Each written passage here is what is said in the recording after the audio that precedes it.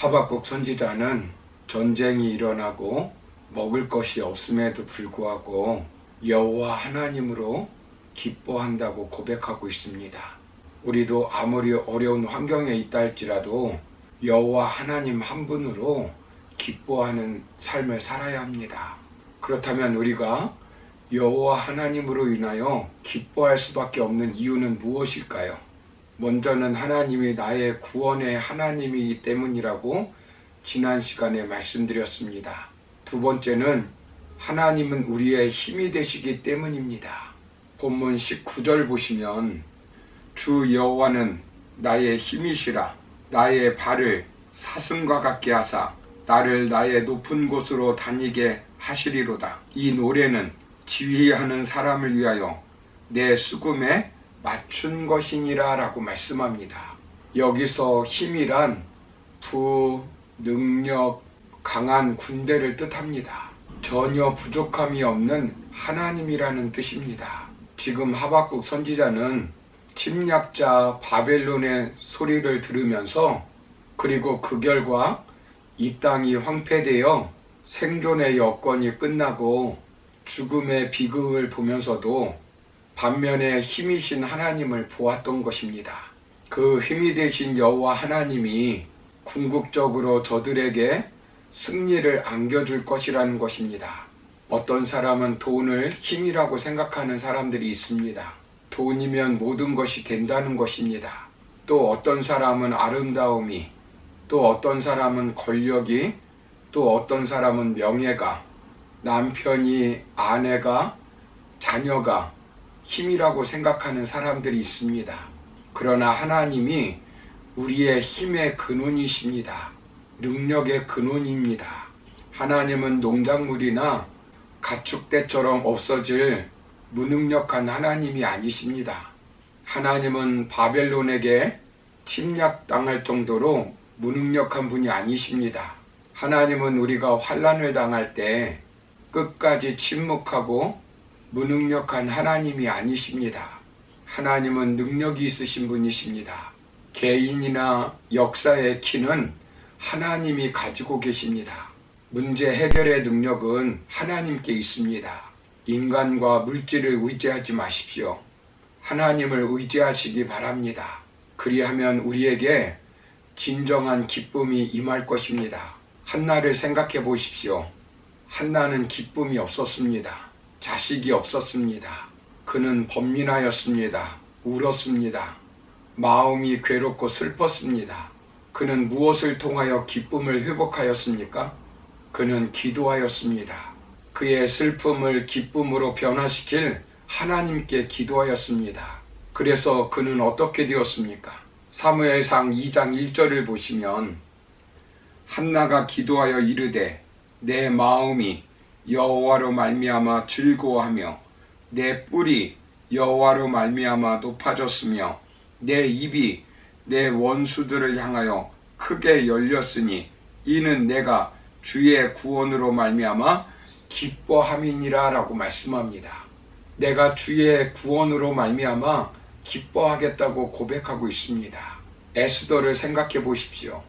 유대인들이 다 죽을 위기에 처해 있을 때 하나님의 능력으로 구원을 얻었습니다. 에스더서 9장 22절을 보시면 이날에 유다인들이 대적에게서 벗어나서 편안함을 얻어 슬픔이 변하여 기쁨이 되고 애통이 변하여 길한 날이 되었으니 라고 말씀합니다. 하나님은 능력의 하나님이십니다. 우리의 슬픔을 영원히 방치하시는 하나님이 아니십니다. 힘의 근원은 여호와 하나님께 있습니다. 이 진리를 안 사도들은 온갖 고난 가운데서도 기뻐하였습니다. 사도행전 5장 41절을 보시면 사도들은 그 이름을 위하여 능력받는 일에 합당한 자로 여기심을 기뻐하면서 공회 앞을 떠나니라 라고 말씀합니다. 사도 바울을 생각해 보십시오. 그는 병이 들었습니다. 자녀가 없습니다. 감옥에 갇혔습니다. 질병이 있었습니다. 그때 어떻게 합니까? 하나님께 기도하였습니다. 그럼에도 불구하고 하나님은 그의 기도를 들어주시지 않았습니다. 그럼에도 불구하고 사도 바울은 도리어 기뻐합니다.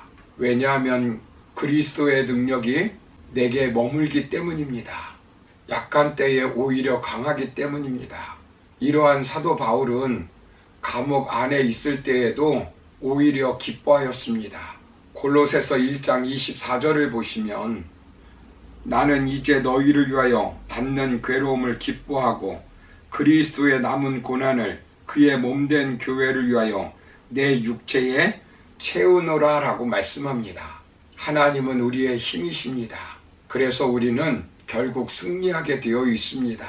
하박국 3장 19절을 보시면 나의 발을 사슴과 같게 하사 나를 나의 높은 곳으로 다니게 하시리로다 라고 말씀합니다. 여기 높은 곳에 다닌다라고 하는 말은 승리자가 서는 위치를 말합니다.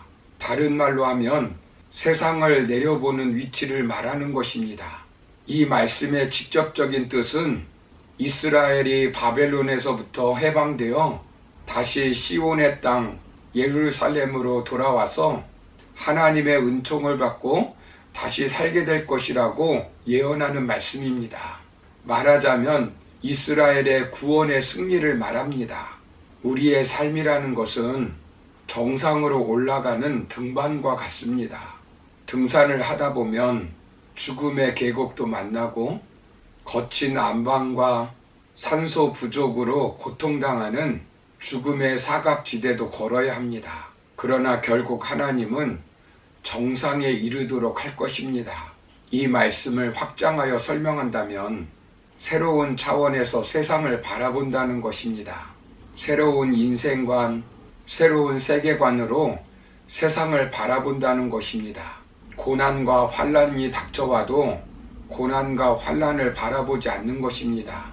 그 속에 숨겨진 하나님의 섭리를 바라보고 역사의 종국을 바라봅니다. 우리가 천국의 기쁨, 천국의 영광을 바라보는 것입니다. 세상을 보고 사람을 바라보면 기쁨이 사라지고 회의에 빠질 수 있습니다. 그래서 왜 어찌하여 라고 하는 질문을 던질 때가 있습니다. 천지 만물을 주관하시고 역사를 주관하시는 하나님을 바라보면서 어떤 상황에서 기쁨을 회복하고 누리며 살아야 합니다. 그래서 항상 기뻐하라는 성경 말씀을 실제 삶의 현장에서 체험받을 수 있습니다. 하박국 선지자는 온갖 고난 가운데서도 여호와로 인하여 기뻐하는 삶을 살았습니다. 여호와의 구원, 여호와의 힘, 여호와의 승리를 보고 기뻐할 수 있었습니다. 여러분에게는 기쁨이 있습니까? 슬픔 가운데 살고 있습니까? 불행하다고 생각하십니까?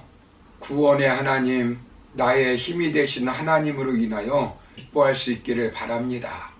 온갖 고난 속에서도 사도 바울은 빌립보서 4장 4절에서 주 안에서 항상 기뻐하라. 내가 다시 말하노니 기뻐하라 라고 고백하였습니다. 기뻐하는 것은 하나님의 명령입니다. 기뻐하지 못하는 것도 죄라는 것입니다. 요한복음 15장 11절을 보시면 내가 이것을 너희에게 이름은 내 기쁨이 너희 안에 있어 너희 기쁨을 충만하게 하려 함이라 라고 말씀합니다. 그리고 요한복음 16장 22절을 보시면 지금은 너희가 근심하나 내가 다시 너희를 보리니 너희 마음이 기쁠 것이요 너희 기쁨을 빼앗을 자가 없으리라 라고 말씀합니다. 사랑하는 성도 여러분, 주님이 주시는 기쁨은 그 누구도 빼앗을 수 없습니다. 세상 돌아가는 것을 보고 왜 어찌하여 라고 탄식하면서 세상을 바라보며 불평하고 원망하지 않기를 바랍니다. 회의감에 빠지지 않기를 바랍니다. 우리는 하나님의 말씀을 붙들고 하나님과 함께 살면 하나님으로 인하여 기뻐하는 삶을 살 수 있습니다. 그러므로 어떤 환경 속에서도 나의 구원의 하나님, 나의 힘이 되신 여호와 하나님을 굳게 믿고 그 하나님으로 인하여 기뻐하며 살아가는 저와 여러분의 삶이 되기를 주님의 이름으로 축원합니다. 감사합니다.